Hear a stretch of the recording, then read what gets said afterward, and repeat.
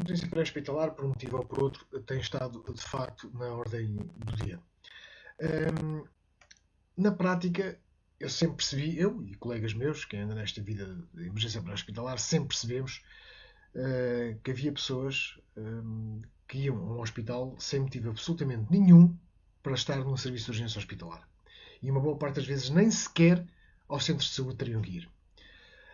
Contudo, eu, para tentar aferir melhor esta realidade, há cerca de 2 anos apresentei um relatório que foi a conclusão, ao fim e ao cabo, de um estudo de dados que andei a recolher sobre estes motivos que obrigariam as pessoas, que as pessoas utilizariam para ir ao hospital. Motivos que eram apenas comprovados depois da equipa de emergência estar no local. Porquê? Porque generalizou-se, infelizmente, o hábito de mentir à linha 112. E não estou a falar das chamadas falsas, porque isto já são outros 500, como se costuma dizer. Estou a falar de mentir descaradamente à linha 112, provoca o acionamento da ambulância, a ambulância chega ao local e verifica que o motivo pelo qual tinha sido ativada não corresponde de todo à realidade. Ainda assim, as pessoas, muitas delas, foram para o hospital porque queriam, porque é o direito que as pessoas têm de querer ir ao hospital. E este direito não é compatível, a esmagadora maioria das vezes não é compatível com necessidade clínica, com necessidade de urgência, com necessidade de emergência. Não é de todo, como vocês vão ver naquilo que eu vos vou mostrar. Provavelmente, para tentar debelar ou resolver esta situação da afluência excessiva ao hospital, o Governo implementou em dezembro de 2024 a obrigatoriedade das pessoas ligarem a linha de saúde 24 antes de irem ao serviço de urgência. E o que é que nós temos assistido? É as pessoas no próprio serviço de urgência a ligarem para a linha de saúde 24. Isto, no mínimo, é ridículo. Mas, em todo o caso, não é por aí que eu quero ir. O sistema de emergência reconhece que 75% da sua atividade é uma atividade não emergente. Para além disto, das cerca de 33 milhões de inscrições que se fazem todos os anos nos serviços de urgência hospitalar, a atividade do serviço de emergência, do sistema de emergência, corresponde a pouco menos de 4%. Pouco menos de 4%. E destes 4%, como eu referi há pouco, o próprio sistema reconhece que mais de 75% não são emergências. Isto, no mínimo, é grave. Mas voltando à questão da linha de saúde 24, o Governo implementou esta medida através da portaria 325/2024/1, implementou a portaria na qual nos diz: olha, se quiseres ir ao serviço de urgência, tens que primeiro ligar à linha de saúde 24. Hoje, não chegamos sequer ao fim de 2025. E que números é que eu tenho para vocês? Houve, de facto, um acréscimo nas inscrições em todas as cores nos serviços de urgência nacionais, sendo que o vermelho ocupa 20%, teve um acréscimo de 20%, o laranja de 25%, o amarelo de 29%, o verde de 23% e o azul, pasme-se, 72%. Ou seja, todas as cores tiveram, de facto, um acréscimo na afluência ao hospital. O que é de pasmar, de facto, é que o azul teve este acréscimo de mais de 70%. Ou seja, quem não tem nada que ir para um SU foi o que acabou por ir mais do dobro das outras cores. Portanto, isto é no mínimo questionável e uma linha de saúde 24 que à partida se destinaria a a diminuir a afluência hospitalar, pelo contrário, teve o efeito exatamente oposto. Como vocês verem, os motivos reais que levaram a que as pessoas motivassem, ou melhor, que levaram a que as pessoas ligassem 112, e já percebemos que há aqui uma grande dose de aldrabice que as pessoas utilizam na linha 112, é um facto, infelizmente. Ninguém que esteja num código qualquer, seja Lisboa, seja Porto ou Coimbra, ninguém vai enviar uma ambulância de emergência para uma pessoa que diz que tem, por exemplo, uma dor no joelho há 20 anos. Ninguém. Ora, para as pessoas terem direito à ambulância de emergência, as pessoas aldrabam, literalmente. E depois temos outra questão, que é, muitas vezes há pessoas que ligam 112, como não há causa, não há motivo para uma ambulância de emergência, a pessoa é passada para a linha de saúde 24 através do SCODU. Quando chega à linha de saúde 24, o que é que vai dizer? Vai dizer à pessoa que atende que já tem um critério de gravidade. O resultado volta outra vez para o INEM. Por isso é que existem as chamadas, para o SCODU, aliás, por isso é que existem as chamadas ping-pong, porque as pessoas aldrabam. Uma boa parte das vezes as pessoas aldrabam. como no 112 não tiveram direito à ambulância, olha, vou passar para a linha 24. Passa para a linha 24, como a pessoa quer a ambulância, então aldraba. Diz que tem um critério de gravidade, diz que tem uma coisa mais grave. Volta para o ENEM outra vez. Isto é grave. Isto é grave. Mentir uma linha de emergência é grave e deveria ser penalizado. Mas cá, como sabemos, nunca acontece nada. Eu vou mostrar-vos algumas coisas. São factos. Eu percebo que custa engolir. Mas, como se costuma dizer, contra factos não há argumentos. Portanto, aqui, deste lado, representam as percentagens, a percentagem de respostas por cada motivo. E os motivos variam, conforme eu estou aqui a mostrar-vos. Vingança por chatear com o namorado, viver sozinho e querer companhia para conversar, ter apenas medo de morrer, ter frio, situação de saúde que se mantém porque não toma os fármacos. Pronto, vamos lá ver uma coisa. Se uma pessoa tem um problema de saúde, vai para o hospital, lá são-lhe receitados medicamentos. Se a pessoa não toma os medicamentos, é óbvio que a situação se vai manter. Remoção de mendigo da porta do prédio porque incomoda, rendas atrasadas, puxão de cabelos, pensar que está a ter um AVC porque adormeceu com o braço debaixo do corpo. Quem nunca? Quem nunca isto aconteceu? Nariz entupido, um dano na sola do sapato devido a um prego. Pronto, o prego espetou-se na sola do sapato, provocou um dano, não atingiu o pé, e ainda assim em 4% das respostas são identificadas situações destas.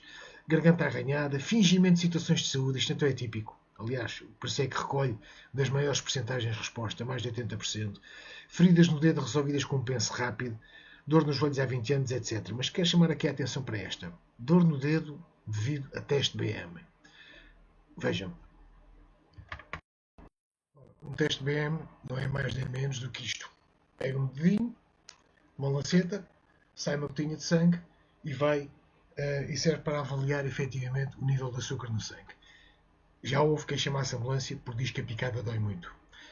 Existem mais de 1 milhão de diabéticos em Portugal e que têm que fazer este teste 1, 2, 3 vezes por dia. Agora imaginem o que seria se cada vez que um diabético faz um teste destes tivesse que chamar uma ambulância.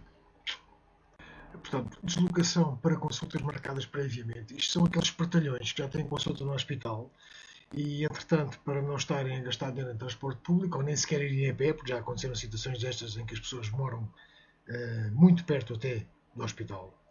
Chamar porque o mendigo está na rua, boleia para o hospital para visitar parentes internados, boleia para sítios específicos da cidade.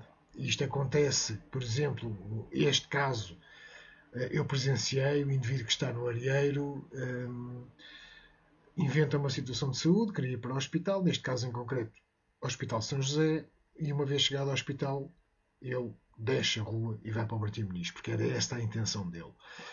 Boleia para o hospital para renovar receituário com o seu médico, boleia para casa, também chega a acontecer e que recolhe quase 30% das respostas.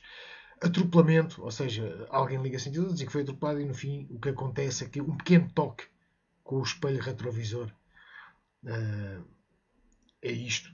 Atropelamento ou outras situações ocorridas há anos, esta então é também, eu presenciei diretamente isto.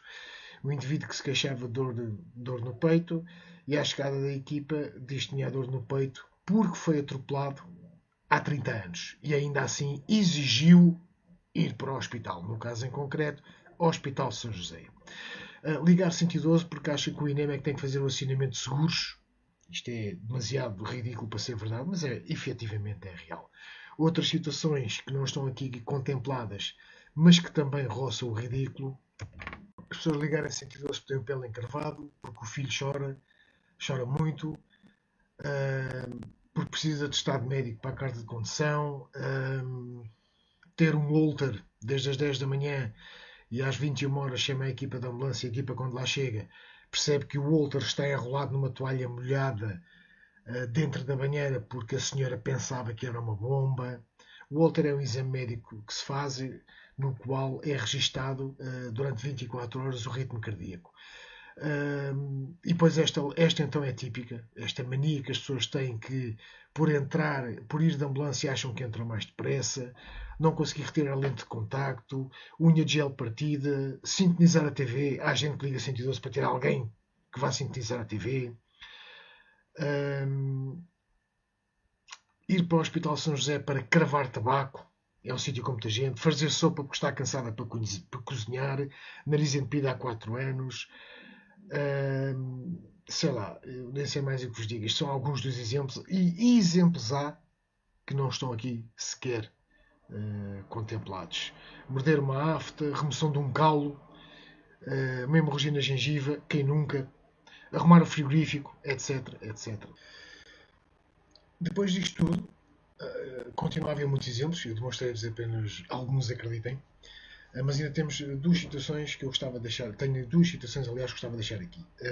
A situação do indivíduo do Paquistão que comprou um par de ténis novo e, como todo par de ténis novo, causa desconforto e dores nos pés. É normal, uma coisa perfeitamente normal. O indivíduo comprou, dizia eu, um par de ténis novo e por isso tinha dores nos pés e quis ir ao hospital por isso. E foi ao hospital por isso. Um outro exemplo, uma senhora do Bangladesh, no seu percurso em casa, bate com o dedo grande do pé na esquina da cômoda. E entendeu por bem chamar a ambulância porque bateu com o dedo grande do pé na esquina da cômoda. Salvo erro, isto foi uma das raríssimas vezes em que o sistema fez o seu principal papel, um papel que me parece que se tem divorciado ao longo dos anos, que é regular a utilização dos veículos de emergência. E salvo erro, neste caso em concreto, a senhora não foi ao hospital porque não havia razão nenhuma para ir ao hospital. Porquê é que eu frisei na solidariedade destes dois casos? Por uma razão muito simples, para deixar claro que até as pessoas que aterraram aqui há meio dúzia de dias, entre aspas, já usam e abusam do sistema. Aprenderam bem com os portugueses, infelizmente. Um outro caso tem a ver com o uso de ambulâncias de emergência para dar autênticas boleias a paquistanis e bengalis grávidas do hospital público para o hospital privado. E isto tem acontecido, e já aconteceu N vezes. As pessoas só estão grávidas, elas não estão doentes, só estão grávidas. E muitas delas, segundo elas, já tinham o parto marcado, inclusive. Portanto, mas é a tal questão. Quando estas pessoas entraram na ambulância de emergência, não estavam em trabalho de parto, não precisavam de uma ambulância de emergência, e chegou-se ao cúmulo até de haver casos de pessoas que se deslocavam a um hospital público em Lisboa no seu próprio carro e depois lá iam para o privado. E aí já precisavam de uma ambulância de emergência. Isto é, eu percebo, é demasiado ridículo, mas aconteceu, é real e aconteceu em Portugal no século XXI. Uma outra questão que parece pertinente, precisamente falando de ambulâncias, são os partos que ocorrem em ambulâncias e que têm sido notícia ultimamente. Quem anda nesta vida, seja do INEM, da Cruz Vermelha ou dos bombeiros, percebe perfeitamente que partos em ambulâncias sempre aconteceram. Não é novidade. Mas também, da mesma forma que se percebe isto, também se percebe que nunca aconteceu como está a acontecer agora. Isto é um bocado como a questão das mortes e dos episódios de morte súbita que têm ocorrido a partir de 2021. Morte súbita sempre aconteceu. E todas as outras doenças sempre aconteceram. Mas nunca aconteceram como têm estado a acontecer a partir de 2021. Ou seja, quando se percebe uma coisa, automaticamente percebe-se a outra. E é a mesma coisa com a questão dos partos das ambulâncias. Isto pode ficar a ver-se a muitas situações. Gravidez não seguidas, pessoas que nem sequer sabem que estão grávidas. Ou então a típica balda também. Whatever, pode ficar a ver-se em 1000 casos, mas também não é isso que eu vou discutir agora. Uma outra questão também pertinente que eu gostava de deixar aqui claro. É muito comum ouvir-se dizer nos canais da televisão, maioritariamente por profissionais dos bombeiros, de que os bombeiros fazem cerca de 80% do socorro pré-hospitalar. Não fazem. Não há sequer 80% de socorro para fazer. O que há sim é uma quantidade infinita, quase direi, de transportes para fazer para o serviço de urgência. Por vários motivos, muitos dos quais vocês acabaram aqui de ver. Portanto, isto sim, 80% de transportes para o hospitalar, sim. 80% de socorro para o hospitalar, não. Aproveito para terminar que todos os anos são cerca de 3 milhões e meio, 3,6, 3,7 milhões de pessoas que entram nos hospitais em situação francamente emergente e em situação muito urgente, que é correspondente às cores vermelha e às cores laranja. Estas pessoas, sim, têm mesmo que ir para o hospital. Não há dúvida nenhuma sobre isso. Deixo-vos aqui isto para irem pensando. Eu percebo que alguns de vocês, se calhar, vai gostar-vos de engolir o que eu vos acabei de mostrar, mas são factos. E contra factos não há argumentos. Fiquem bem.